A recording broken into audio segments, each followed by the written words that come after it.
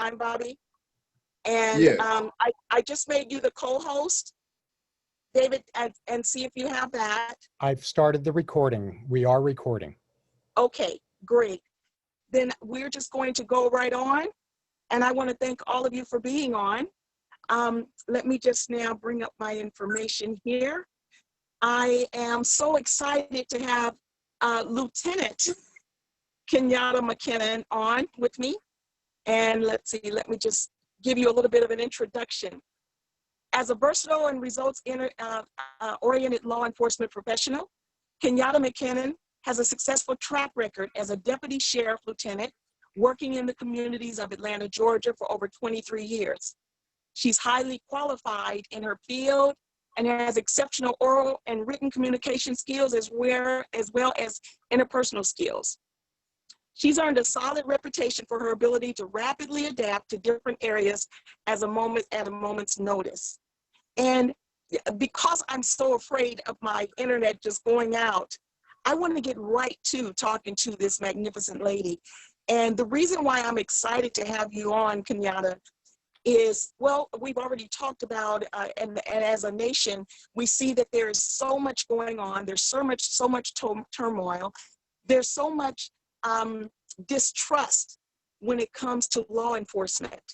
And you're not only a law enforcement officer, as I've read, but you're also a woman of God, and you're also a woman. You are a human being, and sometimes we can forget that among all of the other things that we may feel with what's going on across the nation. So I want to thank you so much for being on. Sure. And I hope you're hearing me. Yes, I can hear you. Thank you so Okay. much. And I want to thank everyone else for your patience with our little bit of hiccups that we're having right now with our technology. And so Kenyatta, I got some questions that I wanted to ask. You have a wonderful book that I've ordered and I've been going through. And the reason why I say it's wonderful is the fact that you are an officer, and it's called Bridging the Gap. And you're an officer that you're living by your word in wanting to make a difference in community. And I really, really appreciate that. So my first question is, when did you feel that or decide that you wanted to become a law enforcement officer? Yeah, sure. First of all, I just want to thank you, Sharita, for having me on your platform today. I'm so excited to talk about what's going on in this country right now and have a great dialogue and discussion tonight. And what led me to be in law enforcement was the need for change, to invoke change, to get the bad guys per se off the streets, just to seek justice for common people and to help people, to be a voice to the voiceless and pretty much to mentor the youth. So when I decided to come into law enforcement 23 years ago, it wasn't kind of what I wanted to do, but I kind of fell into it. And once I started doing it, I just saw a need for more officers, with ethics and morals, and, officers that are just wanting to really help the community and citizens that they serve make a difference and a change. And so that's why I decided to be in law enforcement, and that's why I've been in law enforcement so long.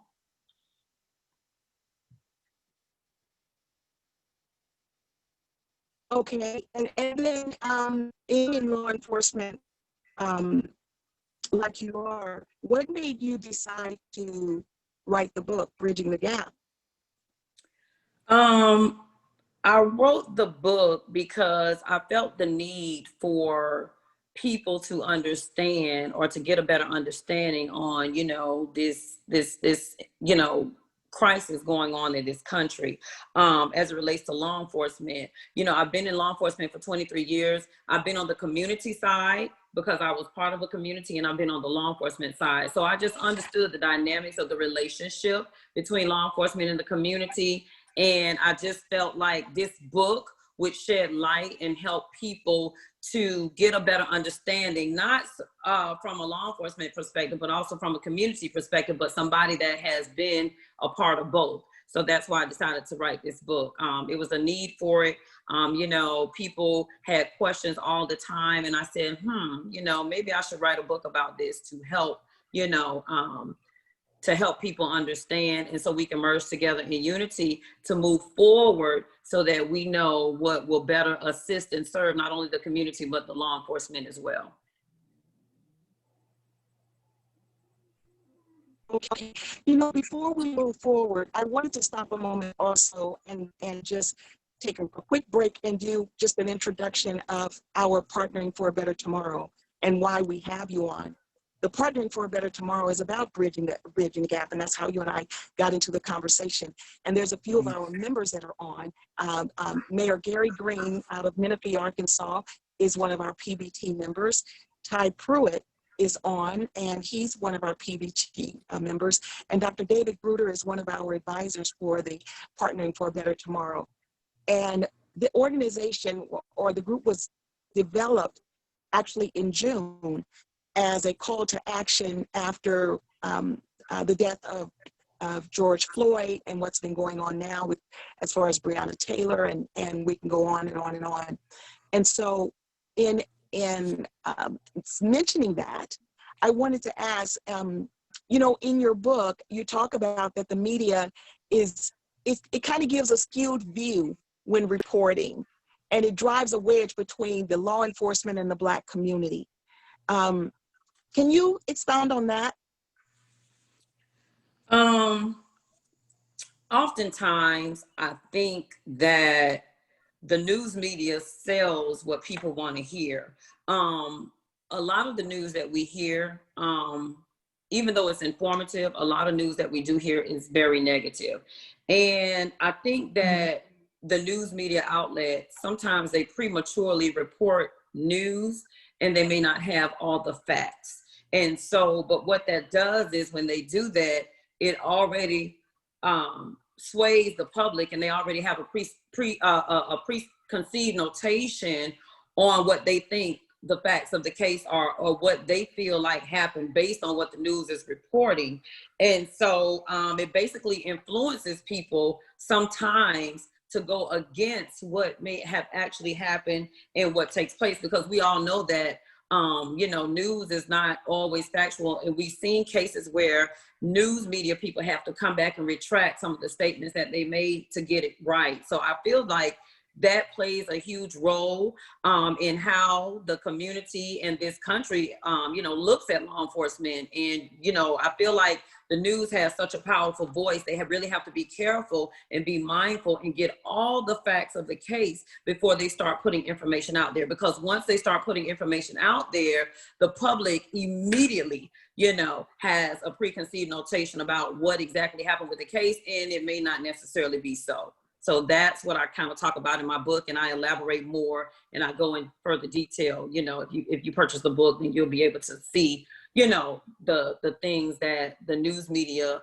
the role that the news media plays that doesn't really depict a great picture of law enforcement, and sometimes that's not necessarily the case. Okay, okay. Now, I also, do you feel that there is a disproportionate number of African Americans, especially men, that are either shot or killed? Do you feel that number, as an officer, do you feel that number is higher that with the African American community than in the white community? I'm sorry, I'm also trying to look and get this internet up again, so my words. That's okay. So what do you, let me get your view on that. Well, I do feel like Blacks are shot at a disproportionately higher rate, but only because Blacks make up about 12% of the population. And because of that, the shootings in the 12% population that African Americans make up in this country, the rates are, the number of shootings tend to be a little higher. But as a whole in this country, African Americans, you know, haven't been, you know, shot and unjustifiably shot the most. But when we look at the percentage that African Americans make up in this country, it's, you know, it's going to show way, way higher because of if we're looking at the percentage rate that makes up African Americans in this country. But I just want to point out that there are Mexicans, that there are Hispanics, there are also whites that have been shot unjustifiably by police officers as well. And I don't really think the media highlights that as much as the African American community. So my book not only talks about African Americans, but it also talks about other races and cultures that, you know, have been shot unjustifiably, because it's not an African American issue, it's a humanity issue. So I talk about that in my book as well. Okay. Now, we also have, in addition to PBT, we have Christina Martin on, and Robert Nicholas, and Bobby Buck. Do any of you have any questions for Ms. McKinnon? Ms. McKinnon, I'm sorry. No, you're fine. Okay, well, I'm just curious, wondering, like, I work with the homeless population here in Los Angeles, in Skid Row. And when I was homeless myself, I just see, like, purposely the police, most of the police would stop and pick on the homeless or people less fortunate because they, it's like, because they got the power to do so. And like, I see it, like, I ride the bus and the train, so I see it all the time. So from my perspective, I see a lot of the negative activity that be portrayed toward people of less. Sure. So let me just say this. Just like in any profession, we do have some people that disgrace the badge. You know, we have bad doctors, we have bad lawyers, we have bad customer service representatives. So in every profession, there are going to be some people that just quite don't do what they're supposed to do. So I will say that it is unfortunate that law enforcement officers in a position of authority abuse their authority. However, there are a lot of good officers out here that's doing the right thing. And, you know, if you run into a situation like that where you feel like an officer is abusing their authority, or an officer is, you know, treating people unjustifiably right before your eyes, then, you know, there are avenues and means of which you can report that officer, you know, get their name, their badge number, see what particular county, you know, or that they work for, and, you know, report them to internal affairs or whatever their division is, so that their officer can be dealt with appropriately. So I do understand that sometimes we're portrayed not in the best light, but unfortunately, you know, it's not all of us, but some of us really, you know, probably shouldn't be in policing, but we're in policing, and sometimes this is the result.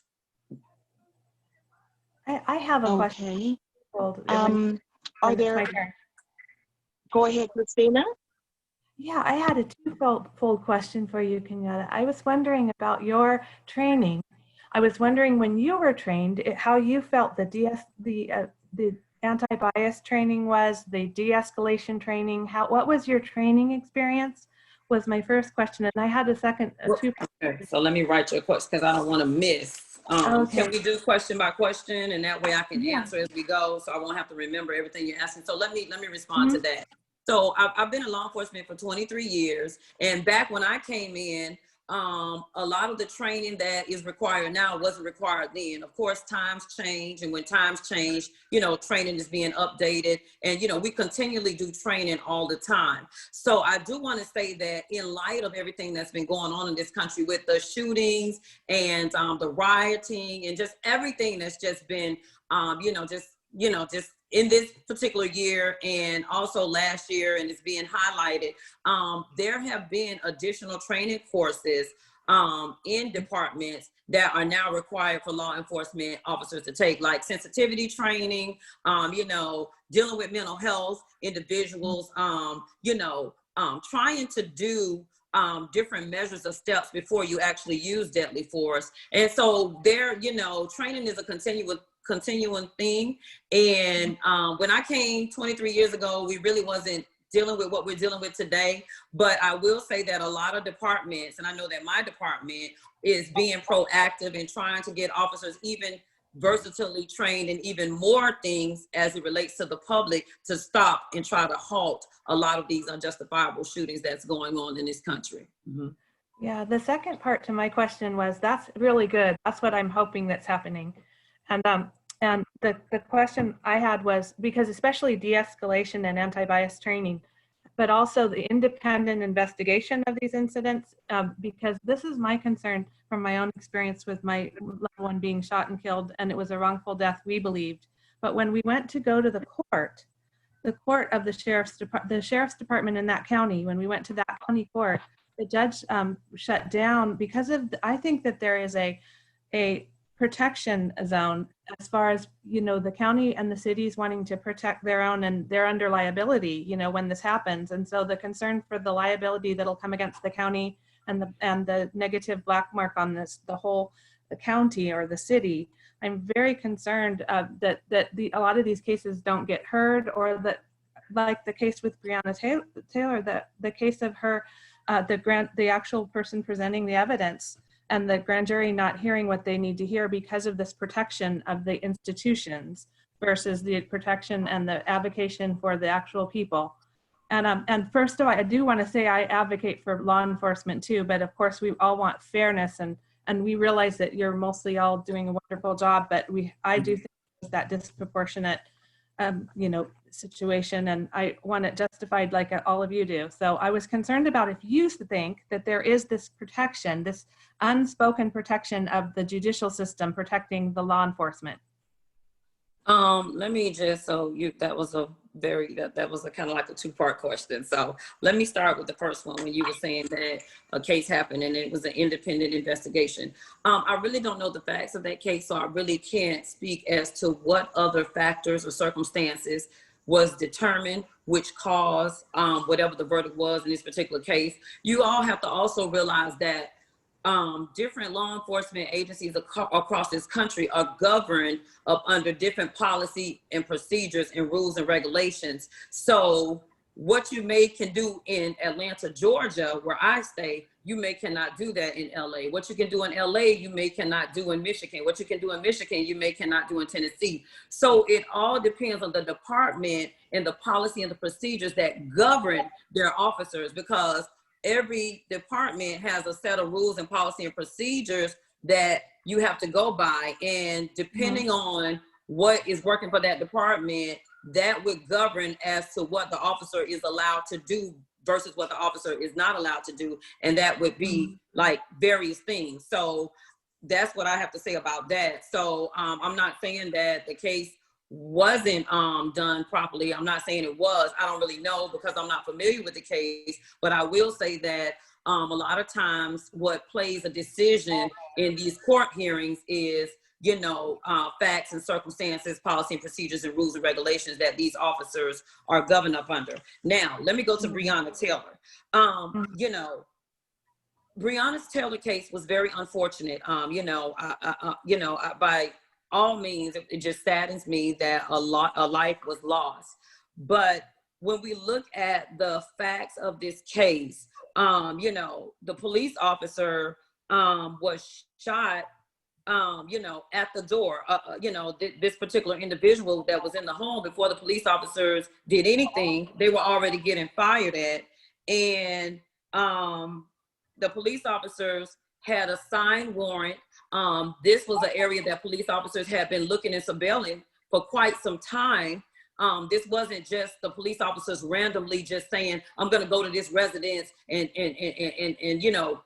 kick the door down and arrest this guy that's in there. There were things that took place in this case that caused the officers to act in the manner in which they did.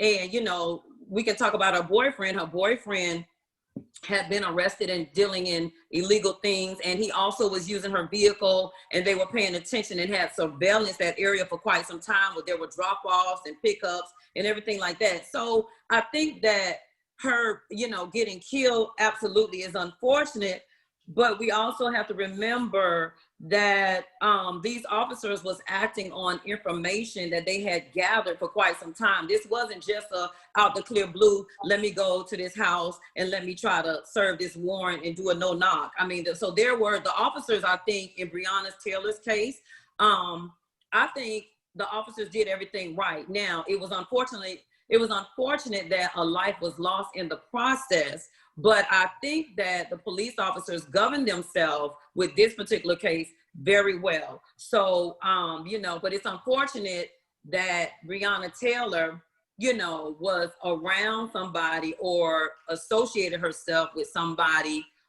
that, you know, may not have necessarily been the best person for her to associate herself with. So with the Breonna Taylor case, in my opinion, based on the facts, you know, that it was drugs being sold out of this house, you know, the police officers had recorded him having a conversation with his girlfriend saying that Breonna Taylor was holding this money, and all of these other facts that the public may not have been privy to at the time that the case was going on. All of these things play a role in whether or not the officer will be considered justifiable in what the officers were doing. So, you know, I just want to say that. So, you know, that's how I feel about Breonna Taylor case. Mm-hmm. Can I hop in here for a second? Absolutely. I sound aggressive, but I'm really not aggressive. So let me just start with that. What I do want to say is I disagree with everything you just said about the Breonna Taylor case. I absolutely disagree. Sure. Also, my question to you is, how do you define a good cop? How do you define what? I'm sorry. As a police officer, what is your definition of a good police officer? My definition of a good police officer is a police officer that takes all of the information that is given to him or her, a police officer that, you know, has ethics, that has values, that has morals, a police officer that's not aggressive, a police officer that is here to serve the community that they service, and a police officer that takes their time and finds out all the facts concerning a case before they act and do their due diligence and do a very thorough investigation before they take action, you know, within the community dealing with any particular citizen. That is my definition of a good officer. Okay, so now let me ask you this question. Let me put you in a case scenario. If you were one of the officers at the George Floyd scene, what would you have done? Now, if you saw him him sitting on this man's neck, as an officer to a fellow officer, what would have been your reaction? Okay, so let me say this. With the George Floyd case, I feel totally different. With the George Floyd case, my personal opinion, because everybody has their opinion, but me as a police officer, I looked at the video, I read the case. I do feel in that particular incident, not all of them, but that particular incident, I do feel like the police officer went a bit above where excessive force was used, because once they had George Floyd detained, then at that point, he was no longer a threat and they should have came up off of his neck. So for that officer to kneel in his neck for that amount of time, and he wasn't even combative, at some point, he just kind of just stopped and just said, and you heard him say several times on the video, I can't breathe, I can't breathe, I can't breathe. If I had been the officer on that scene and I was dealing with that particular issue, I would have immediately, once he was apprehended, handcuffed, and I was safe, the officers were safe, and the public was safe, I would have just went on and picked him up and just had him sit on the side, or did whatever I was doing for whatever, wherever I was called to the scene. So in the George Floyd case, I will say that I think that the officers were totally out of line. That's a different case than Breonna Taylor. With Breonna Taylor, I feel like the officers was justified in what they did based on the information that they were given before they responded to that particular house. But with George Floyd, I will say I thought that that was totally out of line. There's no way, if I was that police officer that, you know, came on the scene with that call, I would not have acted in that manner. So I feel like the George Floyd case is, you know, that's just it, to me, it just breaks my heart, because the police, it was enough police officers there that even if George Floyd became aggressive, they still had enough hands on where you didn't have to apply force on his neck, which eventually was the result of his death. And let me say this, when we look at George Floyd, you know, we can't discount the fact that, you know, he's had some trouble in the past with law enforcement, right? So we take that into consideration. But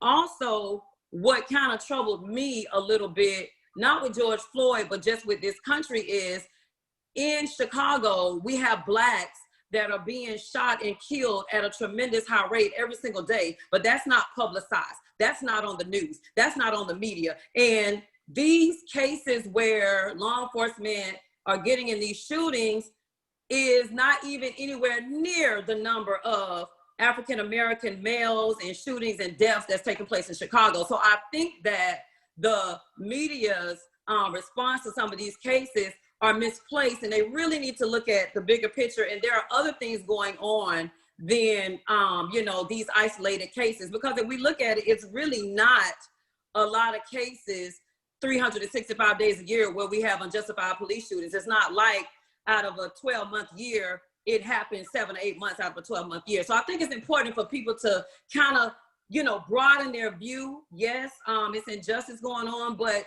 not just with unjustified police shootings, but also, you know, there are other things going on in this country where people are dying and they're African Americans, and nobody's talking about that. So I just want to say that. Okay, so let me, we gotta finish this conversation. I gotta finish this conversation. Hold on 1 second though. Let me just say this. If I get cut off again, because my internet keeps going out, I sent a text to you and Dr. Gruder. I don't know if it went through, but if I'm not on, I was asking for you or Dr. Gruder to finish the interview in case I can't get back on. Okay? I saw it. And if that ends up being the case, Kenyatta, I'm so sorry with what's going on with my internet. I had some other questions, but I might get knocked off again. So I just wanted to make sure to say that. Sure. Go right ahead, Ty. Okay. So now with the George Floyd situation, you gave me your feelings, but you didn't really answer my question. But I'll come back to that. I grew up in St. Louis, Missouri, one of the worst parts of, I mean, basically I was born with 2 guns to my head. Either the brothers in the hood was gonna kill me or the cops was gonna kill me. I didn't know which one was gonna happen, so I stuck in the middle. The reason I asked you what your definition of a good cop is because that's a question that I never see people ask a cop. See, I get a lot of people like to paint these, they like to put up these photos of police officers pulling over and having a dance party with young Blacks, or shooting basketball with young brothers in the hood, or things like that. But my question to you on George Floyd specifically was, if you were a police officer on that scene and your partner was kneeling on that man's neck and you knew he was about to die, what choice would you have made? I would have told the officer. Because you would have apprehended the officer. No, I didn't say I would have apprehended the officer. I just would have told the officer, listen, he is, you know, he's restrained. Go ahead and remove your knee off of him, because I'm a supervisor. I'm a lieutenant at the, you know, at the department I work at. And, you know, I tell my troops all the time and people I work with, that, you know, these people are human. We're going to treat them fair. And we're going to make sure, because not only is it our job to keep us safe, but it's also our job to keep the detainees and the people that we arrest safe as well. So the responsibility falls on us more so than the detainee. It's called vicarious liability. So if I was on that scene and I was next to the officer that had his knee on George Floyd's neck, and I saw that George Floyd was restrained properly and he was no longer a danger to me, my coworkers, or the public, I would have told that officer, remove your knee off of his neck. So you asked what I would do if I was right there on the scene, that's what I would do. What if he didn't? He would, I would have assisted him. I would have assisted him, because it was also, when you look at the video, it's about 4 police officers that ended up arriving. So they had enough backup there where, to me, if I was the supervisor on the scene, it didn't make any sense to continue to have, you know, his knee on his neck. And, you know, I don't know what the officer was thinking. I don't know what the officer mindset was at that time. I don't know if the officer even realized, because everything that was going on, I don't even know if the officer realized how long he had his knee just resting on George Floyd's neck. I don't know, because I'm not the officer. I can't answer that. But I do know that there was a length of time or some seconds in that time frame where the officer had his knee on George Floyd's neck, where he could have released and it would have just been fine. So that's my opinion on it. And that if I was an officer responding, then that's how I would have handled the situation. But they tried that. It didn't work.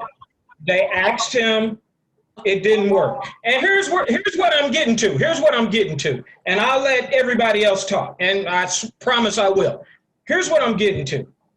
See, I asked you a question on how you define a good cop. Now I'll tell you my answer to how I define a good police officer.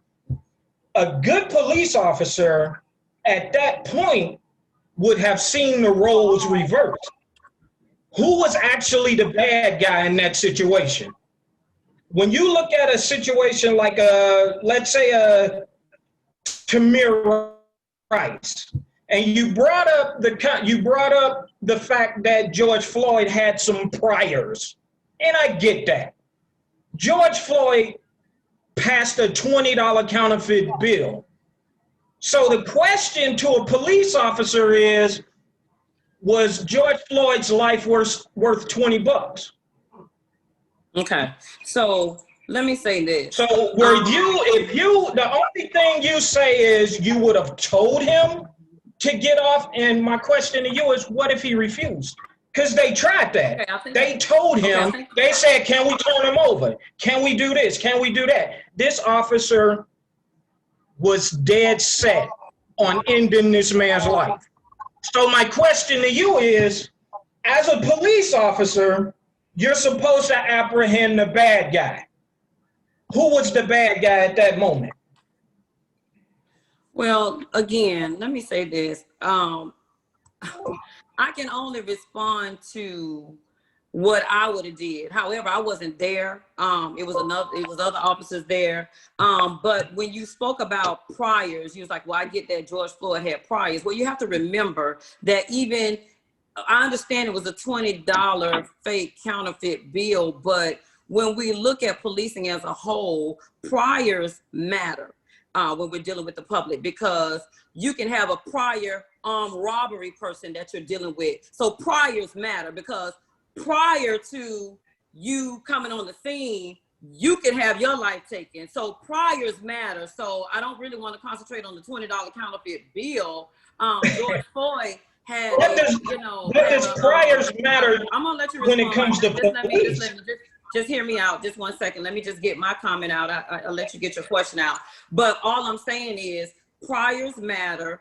Officers, when we're called to a scene, we get information from dispatch. And based on what dispatch tells us, it heightens us to know what type of threat level we're walking into. If dispatch calls and said, you're getting ready to respond to a domestic violence case where there's a woman in the house, a man has a gun to her head, threatening to shoot her, then you're gonna respond a little more differently to that than if dispatch calls you and say, hey, can you respond to kids playing out in the street? It's late, it's dark, and cars are saying that they're in the way and they may get hit. So depending on the information that is given to an officer will dictate the way the officer responds to the scene that the officer is going to. So I just want to say that.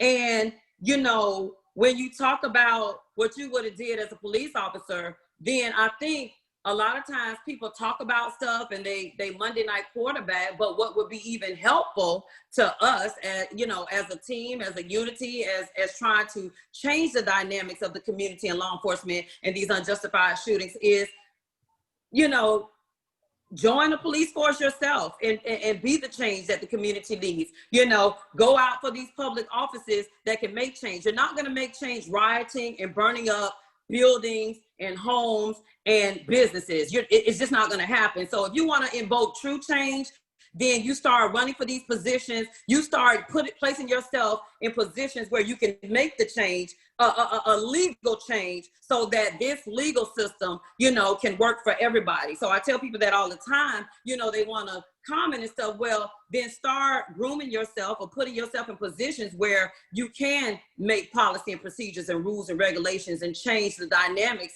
of policing so that it betters all of us, not just law enforcement, but the community as well.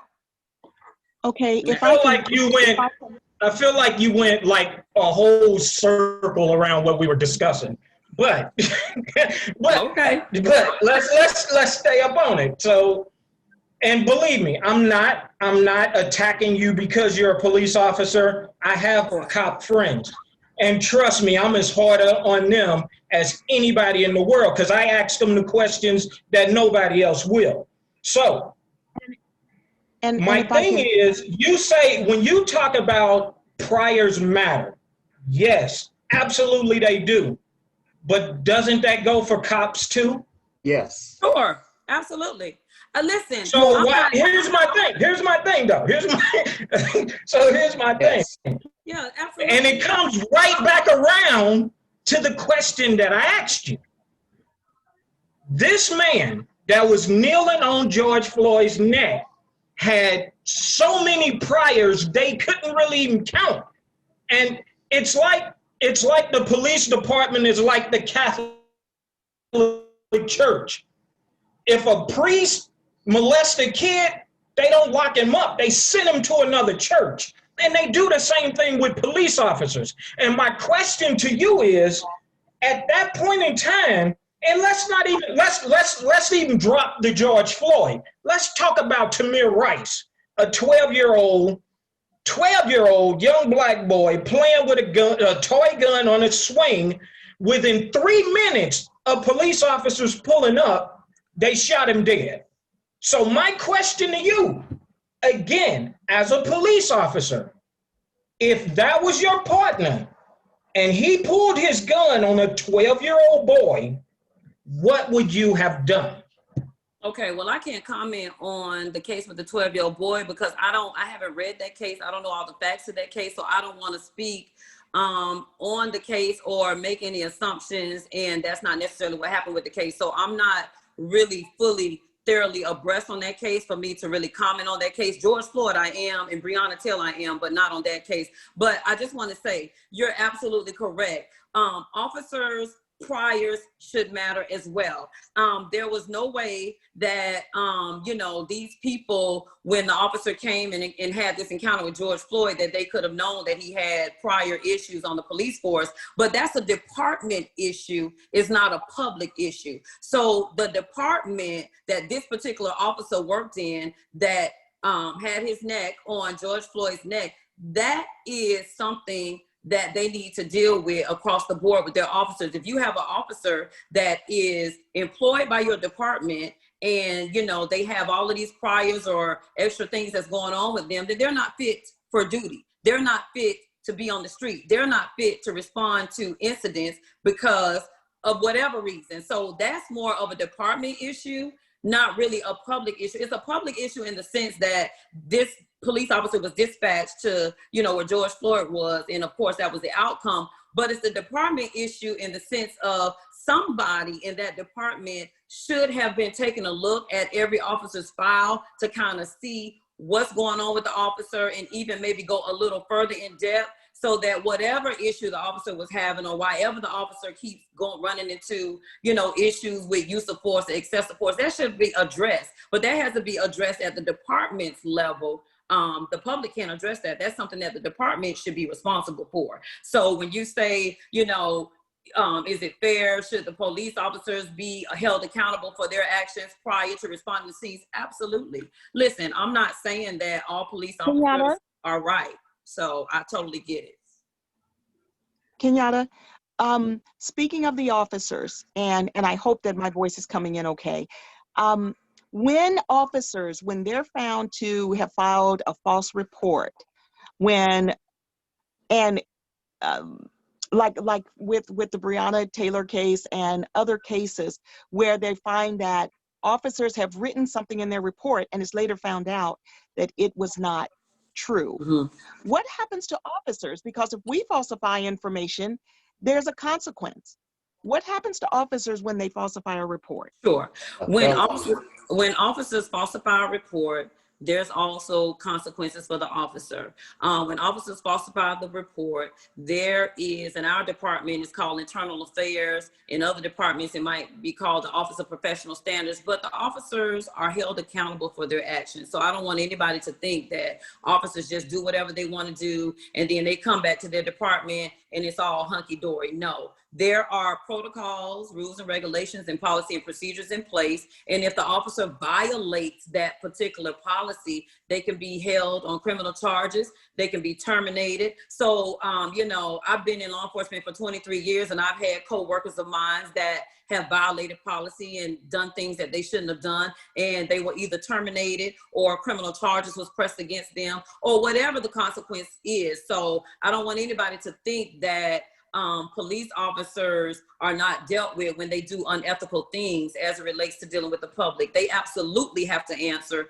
And with law enforcement, we're absolutely held to a higher standard because we are law enforcement officers. So officers are dealt with on a regular in my department. I cannot speak for anybody else's department because I don't work for anybody else's department, but I'm sure that if an officer is acting unethical or unprofessional, I'm absolutely sure that they have something in place to deal with those officers that are, you know, violating somebody's rights and not doing right, you know, justifiably by what the law says they can do. Okay, now I may have missed you talking about this since I lost my service, but in reference to the Breonna Taylor case and that verdict, how is it that the neighbor, there was a verdict on the shots going through the wall to the neighbors, but there was no verdict on the shots on Breonna Taylor being shot? I know that that's not your department, but can you bring some clarity to that? Because I'm just lost when it comes to. Sure. It's unfortunate again that Breonna Taylor was killed. It's very tragic, but we cannot discount the fact that the officers who were responding to a fire they were responding to gunfire that was shot at them first. The officer has no way of knowing when they return fire where that bullet is going to go. You know, when you get in a gunfight, and you have people shooting at you and you're shooting back at that person, you can't control where the bullet goes. So if the bullet goes through somebody's business or somebody's home or somebody's window, you know, once the bullet is pulled out of that gun and it fires off, you know, your intended target, you know where you intended it to go, but there's no guarantee that the bullet will go there. So that's what I have to say about that. So can I hop in here again? I promise y'all, I promise. Okay, listen. So let's go back to that case, Breonna Taylor. They show up, 1, 2 in the morning. They banging on the door, don't announce themselves. This man shoot once, they empty 30 bullets into the apartment. 6 of them going to her. There's questions about the warrant. There's questions about the reason they were even there. It wasn't her boyfriend they were after. They were after her ex-boyfriend who did not live at that residence. So how are we justifying these cops walking?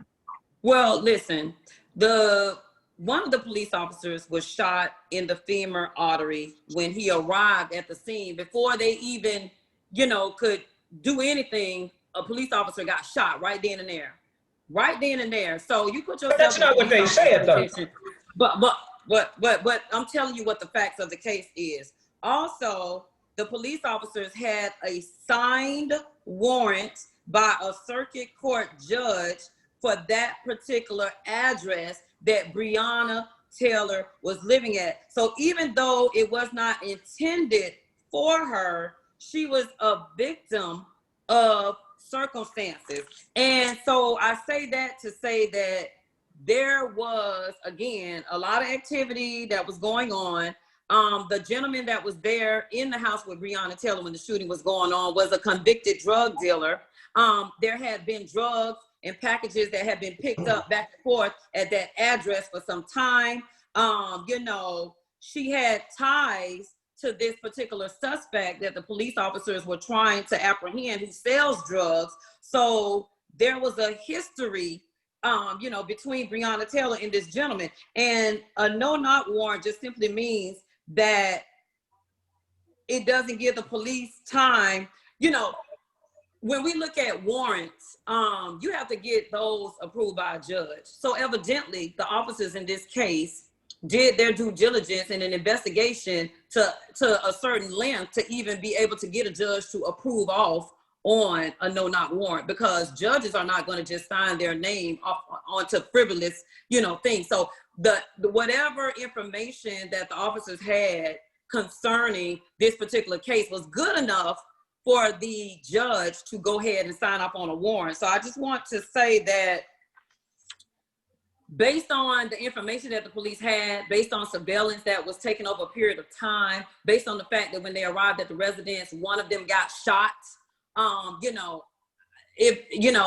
would say that in that particular, circumstances or in that particular case, I would say to a certain extent, the officers acted justifiably in returning fire, especially when one of your partners that you are showing up with the house at then got shot.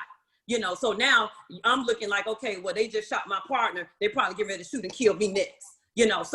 All of those things play a factor, when police officers are responding again to these scenes. And again, the first shot came from the inside of the house outside to the officer, and it actually hit an officer. So, let's not discount that it was an officer injured in the line of duty as well. So we look at, the other side, but there are also officers that, get hurt and, shot as well. And that's a cause for concern for the officers, because nobody wants to die and lose their life. So, we have to take that into consideration. That's all I'm saying. Now, And here's the last thing I'll say, and then I'll shut up. Here's the last thing I'll come with. Okay, so here's my thing. And me and you've been going back and forth, and I get it. But the conclusion that I've come to, and you mentioned the black on black crime, which a lot of people bring that up. And, I get it. A lot of people bring that up. So what I will say about black on black crime is those in my age group, I'm a little bit younger, so those in my age group, we failed. We failed the hood. Because when I was coming up, I was lucky enough to have some old school brother grab me by the collar and say, yo, you gotta live, so I'm gonna teach you how. We forgot that when we came out the hood and we left these young cats to fend for themselves. I'm doing my part to get back to there. I'm always in the hood. My mother keep telling me there's a bullet in the hood for you and you gonna die. I'm always there trying to get these young brothers out of the hood. I open up my apartment to young brothers in the hood on Christmas and Thanksgiving because they don't have families. So I'm trying to get as many out of this game as I possibly can. Now, I'm gonna flip to your side. As far as police officers go, just from talking to you and having the conversation that we've had, I've always known it was there, but now I get it more that you guys have a blue wall set up that cannot be penetrated. And that's not to be an insult to you. It's not to be an insult to you, but if you sit back and analyze the way you answered these questions, you were always in favor of the police officer.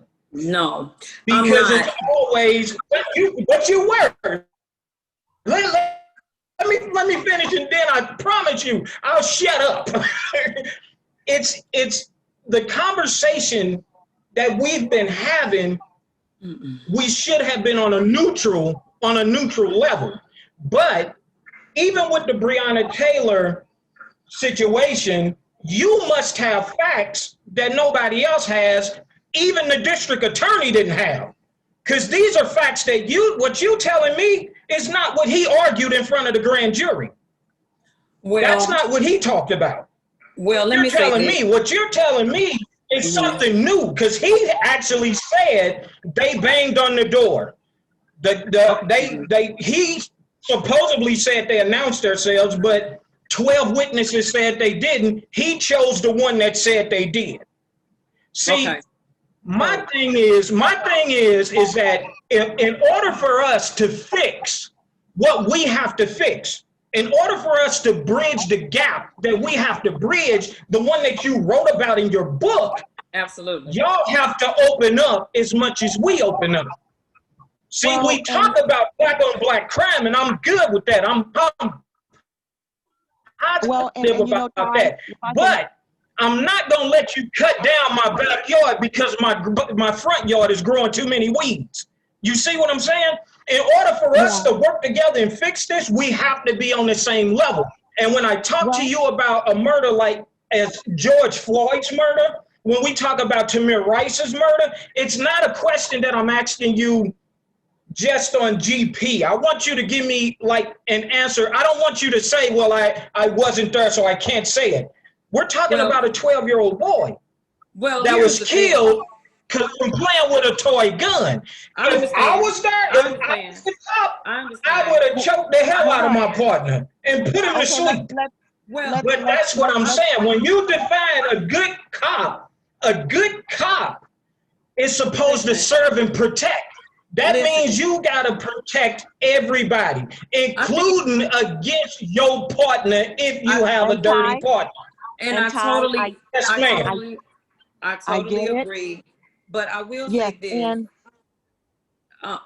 Go ahead. I just want to, can I respond just real briefly, like maybe 30 seconds? It's not even a long response. I just want to say that I think people forget that police officers are human as well. And I think that they forget that human component. I think that people feel sometimes that police are just robots and they're just to act. But there are a lot of, circumstances and facts that go into what we do every single day. So not only are we protecting and serving the community and the citizens, but we also have to be, counselors, we have to be teachers, we have to be mental health providers. So police officers wear dual hats. They just don't go on the street and police.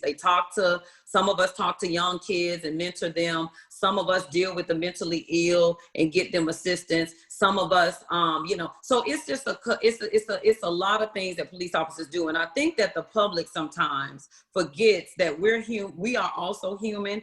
And I think that the public, I'm on neutral ground, but I also don't want to discount the good officers out here, the jobs that people like myself, been on the force for 23 years, haven't been in any trouble, haven't been on a use of force review board or anything like that. And I'm genuinely somebody that is, really pushing to help the community and to help us move forward as a people, not just with African Americans, but all nationalities. My book doesn't just talk about African Americans, it talks about Hispanics and Mexicans and whites that have been unjustifiably shot as well. So it's not a Black issue, it's a humanity issue. And Bridging the Gap talks about resolutions and ways that we can absolutely bridge the gap. So I'm on neutral ground, but I just look at it, I'm just able to look at it from both sides because I've been able to experience the law enforcement side, and I've been able to experience the community side. And sometimes when you haven't been a law enforcement officer and you're just looking at it from the community side, then sometimes, you know, you may feel a certain way, but that's not necessarily, you know, the way it is. And I just want to say that. And thank you so much for allowing me to respond, Sharita. Thank you. Oh, yes, yes. Rita. And the thing is, it's not that I want to stop anyone from asking questions. I do want to, I'm trying to be cognizant of the time. When Ty and both of you had mentioned Black on Black crime, I just want to bring up that I hate the term Black on Black crime because in any community, it's more whites kill whites, more Asians kill Asians, more Hispanics kill Hispanics. People normally commit crimes most around the ones that they're around. And it's not just Black on Black crime. And so that, I really hate that we use it like Blacks are the only one that commit crimes against each other. The other thing too, I feel Ty's pain. Like so many of us in the African American community, we've had our run-ins with the police where we felt like it was unfair. And I don't know if I missed it because I've been going in and out. If you know that Ty's cousin is Michael Brown that was killed in Ferguson, Missouri. And he has a very close encounter where we all feel that some unfairness happened, even though the individual, when we are upset when the way something happens, is not that we are totally saying that that person is innocent. What we're saying is, does the punishment fit the crime? Does the amount of shootings, does it fit what happened? When cases come about, would they be treated the same if it were not an African American? And historically, we just feel like it always leans the other way. Now, so many of us, I'm going to bring up a case that is way gone, and that's the O.J. Simpson case. Whether we know that whether he did it or not, the reason why so many African Americans were just glad that Johnny Cochran won the case is because historically, things have never happened in our favor. And so I feel Ty's pain, but what I want to also bring up is that you and I have had some conversations about you are steadfastly trying to do some things to bridge the gap. You are definitely, and that's how you and I started working together. You are wanting to whether it's more training for officers, bringing more things to the community that are officer related to start dealing with better relationships. What are some of the things that you have in mind to do? Because you can feel our pain, and you know that all of it won't get solved with this call. Sure. You know, one of the things, and I'm not going to go into too many points because, you know, my book talks about a lot of points, but one of the things is when we look at strategies dealing with the community and law enforcement, what are some of my thing is I really mentor youth and tell them what they should do when they're approached by a law enforcement officer. And a couple of things that I tell them is just to be compliant. I tell them to be compliant. I tell them to be respectful and as courteous as possible and follow the instructions and be cooperative, because we don't know when that officer is responding what mindset that officer may or may not be in. Now, in me telling them that, I do say if you feel like you were treated unjustifiably or you feel like the officer overstepped their boundaries, be compliant and do what the officer says so that you can get out of that situation, okay? But once you're out of that situation, you can always go back, file a complaint, sue the department or whatever. Because I think oftentimes, your attitude determines your altitude. And so even if you feel like you were pulled over unjustifiably, or you feel like this police officer is not right, this is not right what they're doing, it's okay. I tell the youth, go ahead and be compliant, do what the officer says, But once that particular situation is resolved and, you know, whatever happened is over with, then you can go back and get an attorney and sue later. But when we look at, you know, the loss of life and how it can just go in 30 seconds from 0 to 100, I tell the youth, I think it's better for you to just be compliant and respectful and just do what the officer says. And then at a later time, you can get an attorney, you can sue, you can come back and do whatever you want to do. But in that moment, just to ensure, you know, that your life is secured, then that may be a way you want to handle it. And I'm not saying all police officers are acting like that or would do that. I'm just saying for the ones that, you know, have this vendetta, they have this chip on their shoulder, they got to prove something to somebody. That is the way I teach my youth to deal with the police officer. Me being a police officer with 23 years of experience, I've been pulled over by the police before and they didn't know I was the police. I've been stereotyped before, but when they find out, then they change. So is it going on? Absolutely, absolutely, because I've even been profiled myself and I am the police. So I've been a victim of that as well.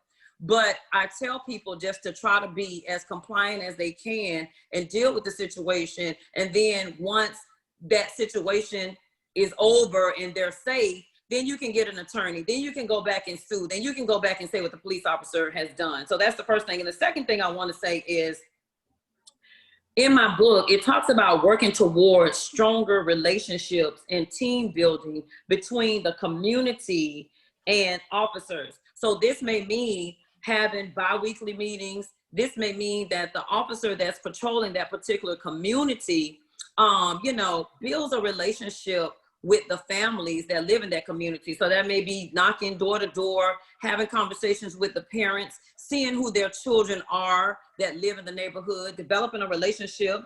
And what this does is this I have to go. creates a smooth transaction between law enforcement and the community. So I just think that it's just important for the officer that's servicing that community to get to know the people that live in that community, so that when they're called to respond to a situation in that community, it's not a hostile situation. Okay, I know this lady, I've spoken with her, I know her child, or, you know, I know this particular individual. So it just makes a smoother transition. So those are a couple of things that I talk about in my book, along with many other things that can bridge the gap between law enforcement and the community. Okay. Now, I see that we're past the hour, but does anyone else have a question? This is Robert. I have one real quick. Yes. Go on top of what Ty and Christina have already reiterated. I'm in corporate law for 25 years, not civil, but corporate. And it appears to be an implied immunity once a police officer or officers get into a situation.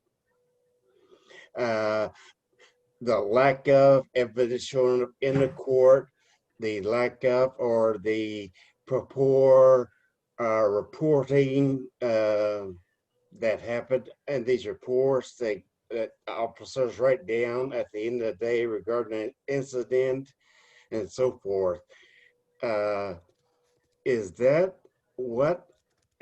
true? And also, again, the implied perception that we are bad people or whatever based upon a background. Your opinion on profiling and how prevalent is it all over?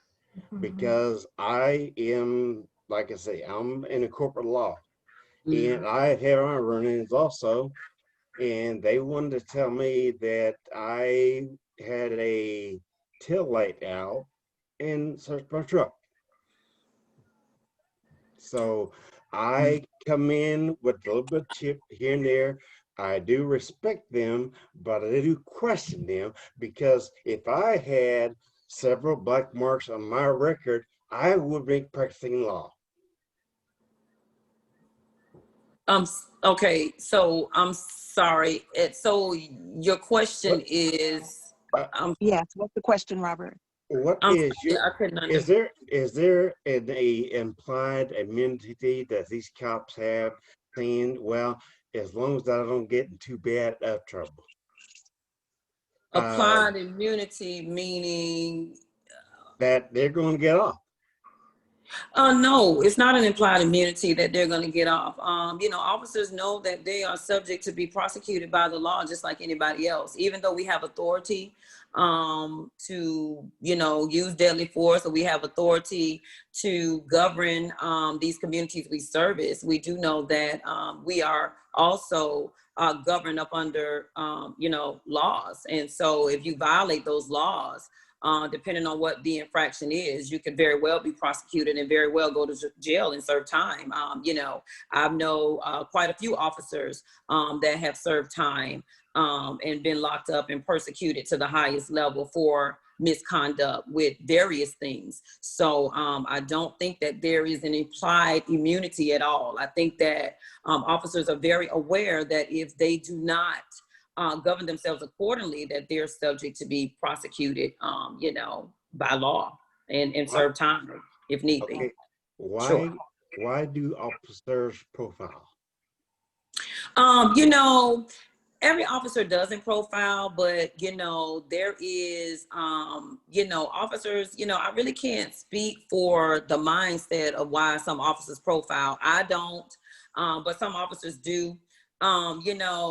It's just, I'm not gonna say it's part of the culture because it shouldn't be, but I just think there is a consensus over the years that, law enforcement, some of them kind of still do things the old way. They're not really changing with the times. And those are the officers that we need to address. Those are the officers that we need to get off the street. Those are the officers that don't need to be policing, the communities and, the people that they service. I have a couple of questions, if now is an okay time for me to ask them. Absolutely. Fire away. Sure. Well, first of all, thank you for being willing to stand in the heat on this call. Absolutely. Thank you. Yeah. My first question is, do you believe that police unions overprotect bad apple officers? And if so, what can be done about this?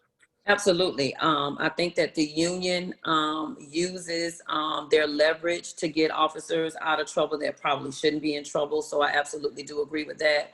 What could be done about it? The only thing that can be done about it is they'll just have to disband the union, because as long as the union exists and there's a need for, now don't get me wrong, now a union is not a bad thing, because you do have officers that need that protection that, have not done anything and they just need protection. But I have seen cases where the union has, fought for an officer and they probably, that probably wasn't the best decision.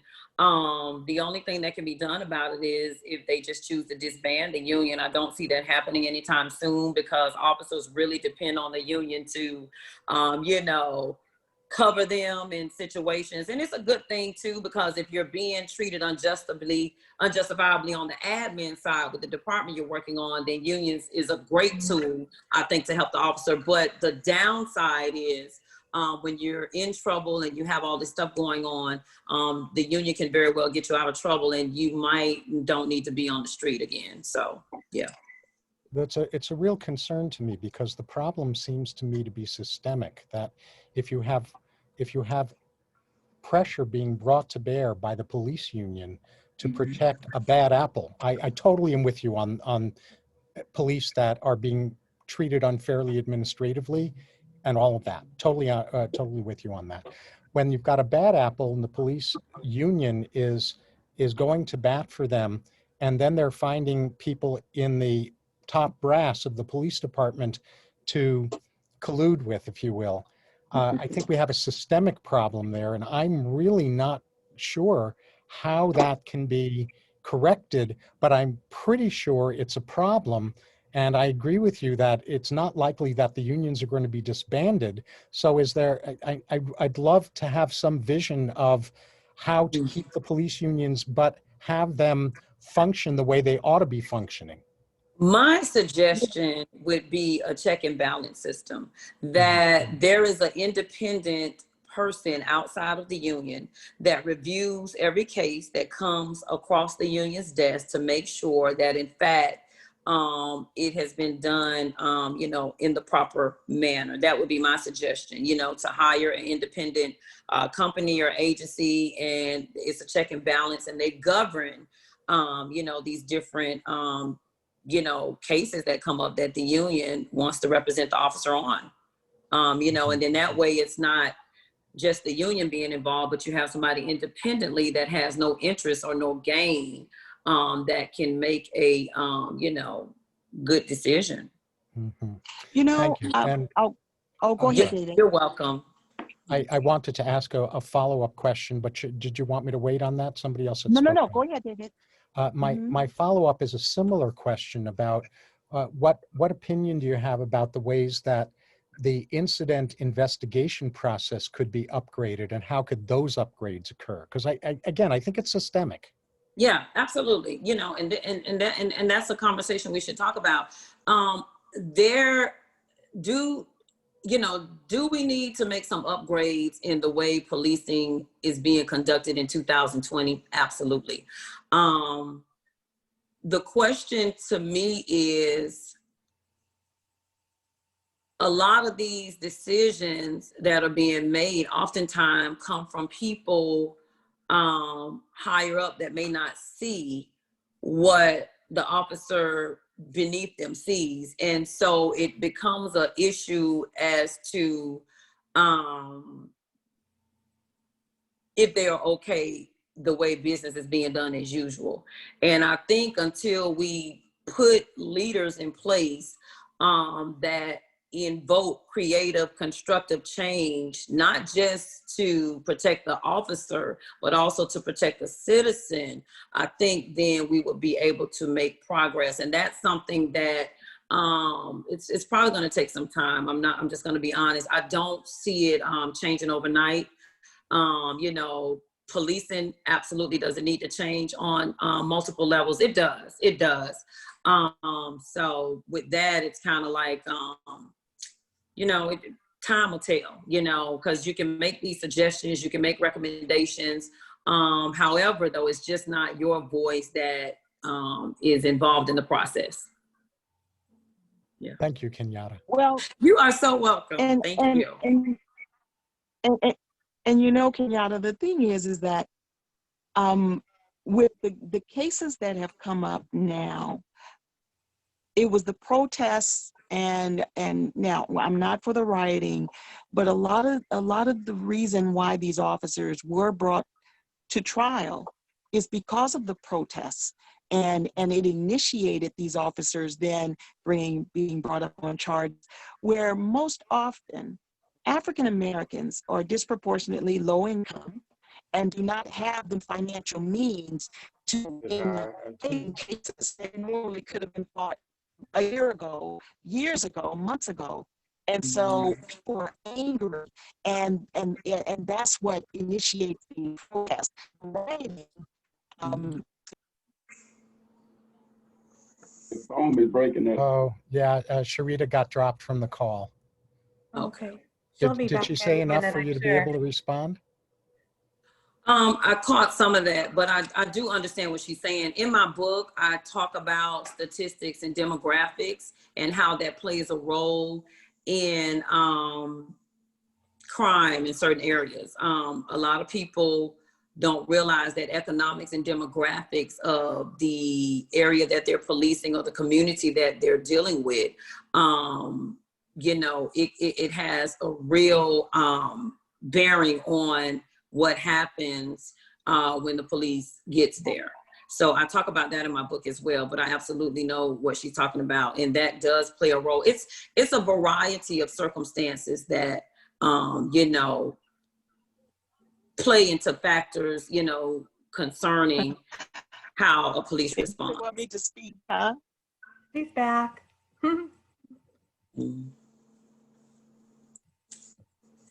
I had a question. I don't know how much you guys have heard me because I got knocked off again. Am I on now?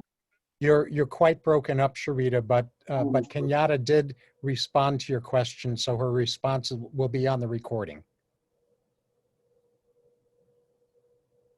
I had a comment Great, great. and Well, a I'm so question. glad. Go ahead, please. I just wanted to say, Kenyatta, I've been very frustrated with the suggestion of defunding the police, because to me, I love the fact that your community policing piece, to me, they instead of divvying out and dealing with a lot of the social and the poverty, the issues there in regard to, mentoring, I would much rather see the police mentoring, that funding stay with the police department and just have more funding for the mentoring, for the anti-bias training, for all of the things that you need to do to make the police department even better. And so I've been frustrated with that, because I think the police need to be the ones to both have the carrot and the stick. In other words, be able to really encourage, inspire, and mentor, and also be the person that's going to have that disciplinary piece, instead of divvying that out to two separate entities as they're suggesting. And not to be political either, I want to stay completely anti-political, but I'm just saying it seems very counterproductive to me. I understand. I think when it comes to defunding the police, I don't see that happening, because even today, with everything that's going on, people are still dialing 911 for police to respond. And so I just don't even think that's even something that even should be put on the table, because policing is going to be needed. Like when your house gets broken into, your car gets broken into, businesses, there's still bad people out here that break the law, and police officers are needed to apprehend and deal with that situation. So I don't even know why defunding to me is even on the table, because to me, that's just crazy, because police officers are needed. It's just, if you just took away police officers in this country and there was nobody enforcing any rules, regulations, and laws and policies, could you imagine? So, and that's going to strengthen your relationship with the community. It's going to strengthen, it's going to build trust. All the things that need to happen or take money. I mean, policies, and so that's. But my second question, that was just a comment, but my question was, when you get to a situation, and I don't want to reopen the whole Breonna Taylor thing, but I do want to say, when you get to a situation where you have been informed of the danger of it, what is the training like that helps you balance your adrenaline, the knowledge of what might be there, and de-escalation? How do those three pieces, de-escalation, at the same time you have to protect your life, at the same time you have to know what's there, how do you deal with that and use the least amount of force and still protect yourself? That's the critical moment of human error or human decision. So like, how do you deal with that? Well, when we talk about de-escalation, when you come on a scene, based on what you're encountering when you get there will dictate what type of de-escalation or use of force you're using. If you come on a scene and somebody has a knife, then you're going to go straight to your gun. Why? Because a knife can kill you. A knife can take your life. If you come on the scene and there's no weapon, and you just have somebody that's fighting you or being combative, then, we can use mace. Or if you have a gentleman that, I just want to say that it all just depends on the circumstances and what the police is walking into at the time that they get the call. That will determine if you can de-escalate or if you need to escalate. That will determine if you feel like your life is in danger. You come on the scene and somebody has already gotten killed by this gunman, and you're on the scene and you very well know that if this gunman just killed somebody, you could be next. So I just feel like, based on the circumstances and what's going on at the time that the police is called to that particular incident, will dictate what they can do as it relates to de-escalation, escalation, protecting your life. protecting other people's lives around. It just depends on the situation, because there's so many variables that we have to look at when we talk about de-escalation, you know? So, you know, so it just kind of, it just depends. Trita, I have 2 questions and I'm off. I'll be quiet. One, You know, a lot of these situations that have occurred only occurred because, in my opinion, there was a cell phone there. If there had been a person or some type of unit that could take a picture or video, these situations occurring and what happened during the incident and the final incident, would these situations have been prosecuted to the they were? And the second question I have is, if it were a black man or a Hispanic or a Asian or anyone of non-Caucasian race walking down the street during a riot carrying an AR-15 going toward the police, would the situation have been the same? Because my question is, I really don't think so. And for this person to get waived and for the police officers to offer this person refreshments and congratulations, I have a real issue with that. I mean, to carry one of the most powerful handguns that known guns known to man today down the middle of the street during the riot, and nothing happened. And he walked toward the police and they said, "Come on, brother, join the party." Well, you said a couple of things. I was just taking notes so I can just kind of address every point. The first thing is, when you talk about if the cameras weren't there to record, would these officers be prosecuted? And the answer to your question is probably not. We have seen how cameras and video footage and body cameras have benefited the public, because what it does is shows the true nature of what actually took place. And sometimes it works in the officer's favor, sometimes it does not. But if you're acting in accordance with rules and regulations and policies and procedures and the laws that govern us, then it doesn't matter if somebody's recording or not. It doesn't matter if somebody has a body camera. It doesn't matter, because if you're in line with your job and how you're supposed to do it and you're doing everything right, then the cameras don't matter. But to answer your question, if there weren't cameras in some of these instances, probably would the police officers have gotten prosecuted? Probably not. They probably would have got away with it, because of course, if there's nobody there recording, we don't know what really took place. So a lot of police officers frown upon cameras and things of that nature, but I actually smile upon it, because if you're doing what you're supposed to do, then that camera will actually help you. It won't hurt you. So I want to answer that. That was your first issue. The other issue was you talked about people walking down the street with an AR-15, rioting and doing all this other kind of stuff. We have to keep in mind as well that these people have a right to carry.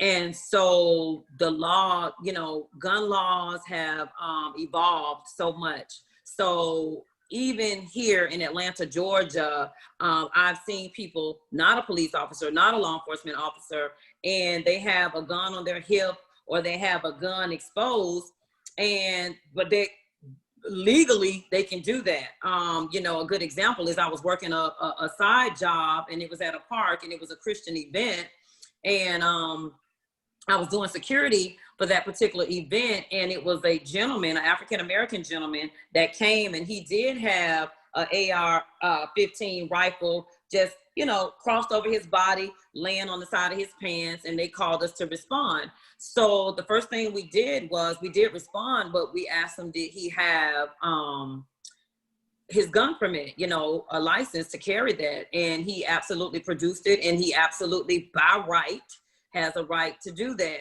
But what he didn't have a right to do was to have that AR-15 on private property. So because it was private property, we asked him if he could go ahead and leave the premises, and he did, and it was fine.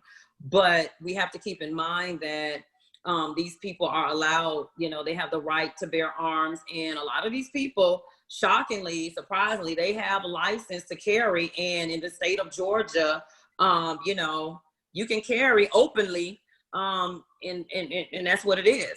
So you can imagine being a police officer in 2020, where it used to be a time where only police officers, you know, could carry. Now you have everybody carrying, and sometimes people are carrying and you don't even know they're carrying. They may have it around their ankle, they may have it hidden. You know, females, I've came in contact with females that have had guns in their purses. So, I mean, everybody is carrying. I mean, so, you know, it's just times are changing, and this is what, you know, legally is allowed by the law. So, you know, No, it is I want what to it make is. sure that Gary Green gets a chance to ask his question as well. So go ahead, Robert.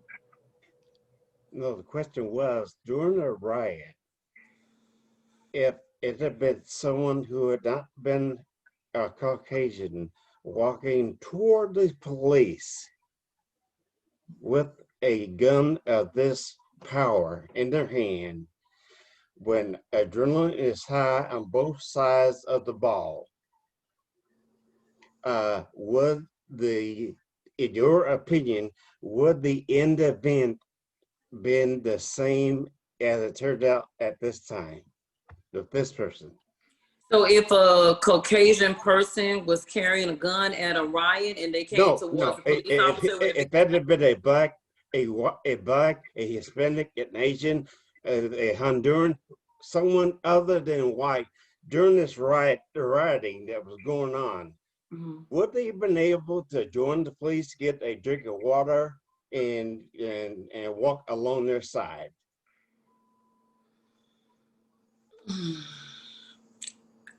I don't know. You know, I don't know if police officers necessarily, if they're responding to a riot and it's a hostile environment and you have all of these angry people that are burning down buildings and hollering and screaming and saying justice and all that, I don't necessarily know if the police officer would want to walk next to a person like that, because their anger is towards the police as if all police officers have done injustice, but it's only, a few. So I don't know if that answers your question. I kind of think I answered your question, but I'm not really sure if I understand. My question was, do you think this person would have walked away or been shot approaching the police with this gun in his hand? It depends on the officer, because there had to be at least 50 in the front line there. Right. They have 50 officers in the front line, and your question is, if they have 50 officers in the front line and one person other than African American comes, a person comes to the police officer other than them being Caucasian, what would the officers do to that particular person? Is that what you're asking? Yeah. In this environment, or in that particular environment, a very tense environment, they're rioting, they're burning, there was shooting, and one of us walked toward them with this gun in their hand. Oh, I see. Okay, and you're asking, it probably I don't understand why you would want to walk towards a police officer with a gun, with that magnitude and power, knowing, what's taking place at that time. I don't think that's such a good idea, because if the police officers are on 10 and they're like, these people are rioting, we're called out here to, protect these people's businesses and all of that. And then you have somebody coming up to them in an aggressive manner, or maybe not an aggressive manner, but they're coming up to them, with a gun. I don't necessarily know if that's the smartest thing to do under those particular circumstances. It just amazes me that he wasn't shot or apprehended, or at least detained on the spot for doing that in that environment. Now, they may have let him go. He might have had the proper paperwork in his pocket. Okay, but it just amazes me that a situation like that occurred. He got away with it. Yep. Well, again, I don't know the 50 officers that was on that line. I don't know if they made that decision based on, well, you know, when we talk about things like that, it's just a lot of variables involved. So it's really hard for me to really say what an officer would or would not do in that situation, because it's just so many variables that is going on. So maybe the officers didn't do that because they maybe didn't feel threatened, or maybe the officers didn't do that because the guy had, you know, I don't know. You know, I just, when we talk about, you know, broad cases like that, it's just really hard for me to really say one way or another, you know, unless I have all of the information, you know. So I want to interject because Sharita wants me to apologize to all of you and especially to you, Kenyatta. She can't get back into the call now at all. That's okay. And she asked that we wrap up this this session, but I don't want to wrap it up until Gary has his chance to ask his question. So Gary, you're going to get the last word on this. Fire away, Gary. Well, it's a pleasure to have you on here, Kiana. Thank you, Gary. As the mayor of a town, I'm kind of on the fence with policing, and because I was a citizen at one time, now I'm the mayor. I hired all my police officers. So I have the right police officers, and I already told them that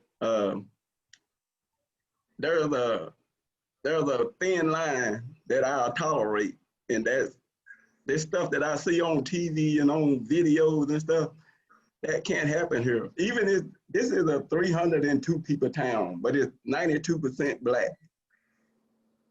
And so one of the things that I've listened to you and about de-escalating and escalating, well, some of the stuff that it's kind of iffy, because if it's a white guy, they know how to de-escalate it, because Dalen Roof, point blank, walked into a church and shot up a lot of people, and he was apprehended without a shot fired. Okay.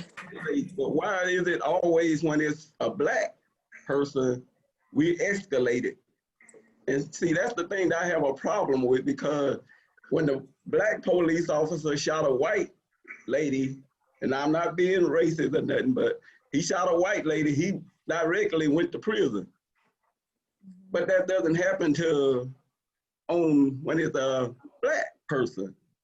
So I have a problem with, and this is the reason I'm even on this thing, is because I have a problem with how policing is policed. Right now, I'm texting back and forth to my police chief. He's talking about something that happened 2 weeks ago. And he's kind of in an uproar. And I'm telling him that happened 2 weeks ago. He said he don't care if it happened 2 weeks ago. It's just an argument. It was an argument. They didn't get no shots fired. Nothing. It was kids arguing. You can't stop kids from arguing. You can't stop anything. We can't stop anything that's going to happen. I don't care how many police officers you got out there in the street. If something is going to happen, it's going to happen. No matter if you try to put the brakes on it if a whole bunch of young Black men are in a bunch, first thing they want to do is send the police over there because trouble might happen. But if the same thing happened with the white cup, if a white group, they pass right by them and never say a word. That's a problem. To me, it's a problem. We can't have fun in this country because we are being targeted by our own people. So is there a question embedded in what you're saying, Gary? Officers, but we still being targeted. And I can understand what Ty is talking about because I've seen it myself. I've been driving down the street and got pulled over for no reason because I got a brand new car. That's ridiculous. I can afford a car just like he can. I don't have to sell drugs. This was meant to be a final question. So do you have a final question that Kenyatta can answer before we wrap this up? Asking, why is it that it's a standard for one race and a different standard for another race, even though we have Black police officers and good police officers, as we say, but it's a different standard. Okay, so let me respond. I think you kind of had like 3 questions in one. So what I do when people ask questions like that, I just take notes so I can try to at least try to touch on every single point that you spoke about. The first thing you were saying that the white guy went in the church and shot all these people up and he wasn't apprehended. But if it had been a black guy, it might have been different.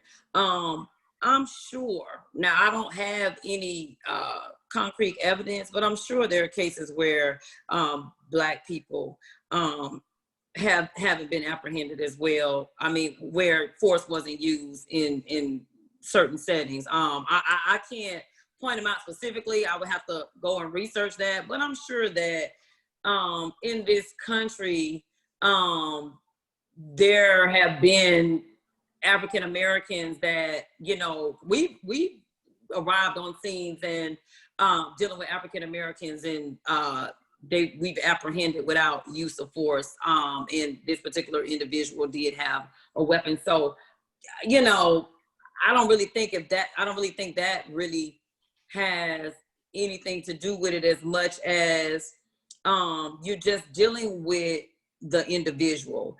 And based on the individual's, police officers' perception and experiences that they have, you know, in policing in their lifetime, how they were raised, how they feel things should go. All of these things tie into how a police officer responds.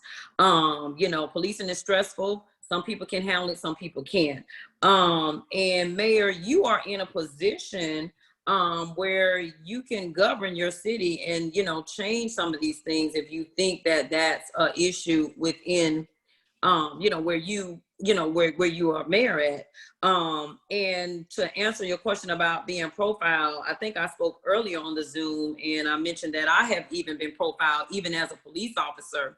So I don't think that that's something that we can get around. I think that to get around it would be to deal with the individual officer. And again, I cannot stress that it's not just, every officer is not like that. So we're talking about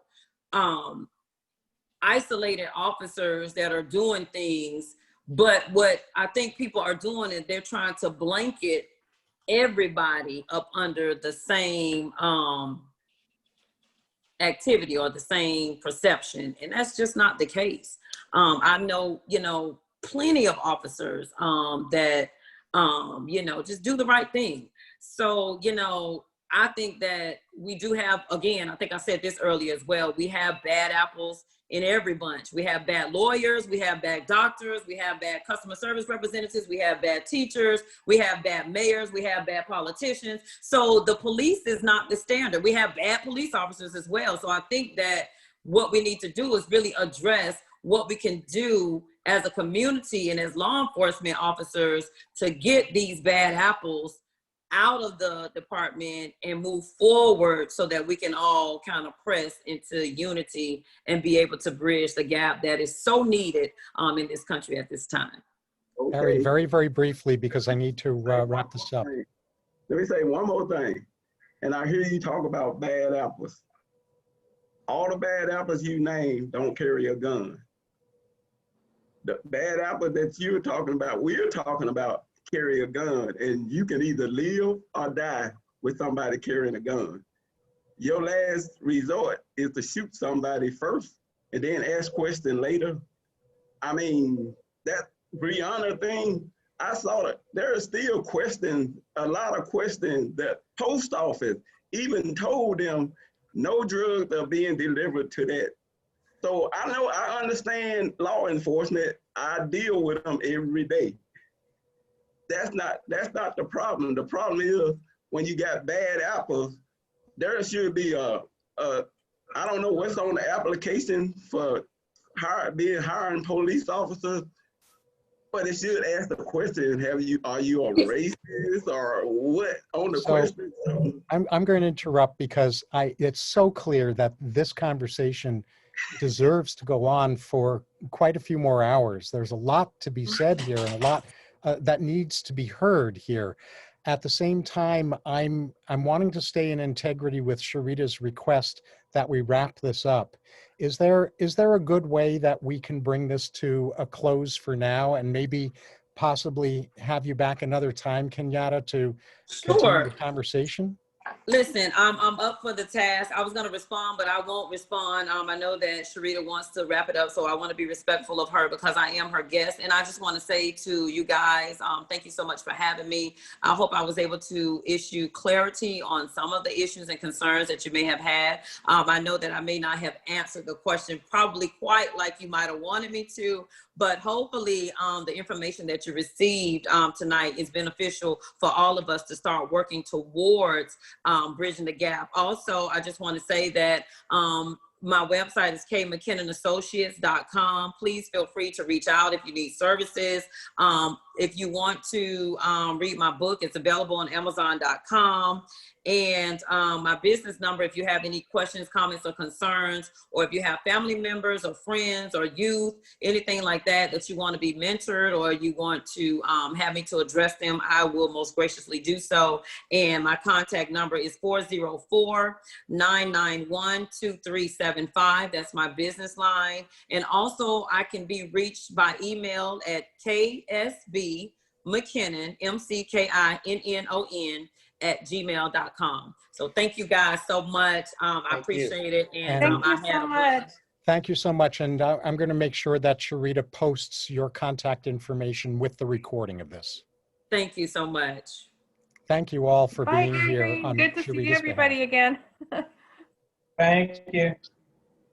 Thank you. Thank you, Ty, for your dialogue as well. It's appreciated. Thank you so much. I appreciate that. So thank you. We should have a deeper conversation. Well, hey. Later time, though. No, yeah, on a later date. Very good. Bye, you all, for now. I'm going to stop the recording. Bye. Thank you so much. You guys have a good night. Bye, everyone. Have a good evening.